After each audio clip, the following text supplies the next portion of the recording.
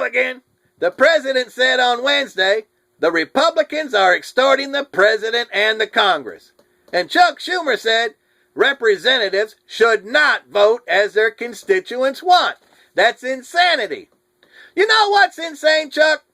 Calling a never-ending debt limit a ceiling. Maybe you should look up the definition of both of these words, because I don't think you know what they are. You want the government to borrow more money to fund itself and Obamacare, and I want the government to live within its means, just like I have to. So who's insane? Chucky Screwmore? Everyone has an opinion about the debt that has no ceiling. In reality, it's you all who are responsible. You allowed the government to borrow on your behalf so they can give you tax credits and support your existence. Medicare and Medicaid and Obamacare and WICs and food stamps and every other law that's been passed with no way to fund it. So Americans who believe in social programs are causing the economic tsunami that's headed our way. $16 trillion in debt and no end in sight. If you think the last 8 years have been difficult, you ain't seen nothing yet. Wait till this hits the fan. And in Oregon, they have been trying for years to pass a mileage tax for all motorists. Let's examine the unintended consequences of this liberal thievery. First things first. If tax revenues from gasoline sales are down, that means people are driving less. But in their insanity, they believe higher mileage vehicles are the reason. And then there's the double taxation thing. If you want more money, raise the tax. But don't create another government bureaucracy which constantly needs funding for payroll, retirement, health benefits, and everything else given to them under the sun. And don't forget, everything comes from transportation, from your food to your furniture. So expect prices to go up, yes, even more.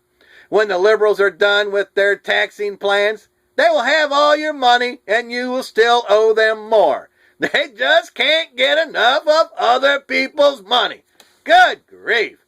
Then the insurance companies will check to see if your annual mileage is accurate with your policy, and in most cases your insurance will increase.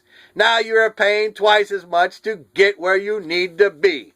And the government system is not an option. Nothing goes to Grandma's house for Christmas. And if they did have a system, you'd have to take 4 trains and 10 different buses, and you would still need a taxi from the bus station to get to Grandma's house. More proof it's not about being green.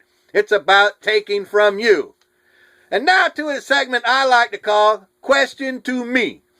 Bob Schieffer asked a representative of Arizona if he felt any responsibility for the shooting at the Naval Yard. And my response to Bob would have been, no. I have a responsibility to the Constitution and my constituents. Do you, Bob? After all, you stir the pot of dysfunction in Washington when this is how it was designed to work from the beginning.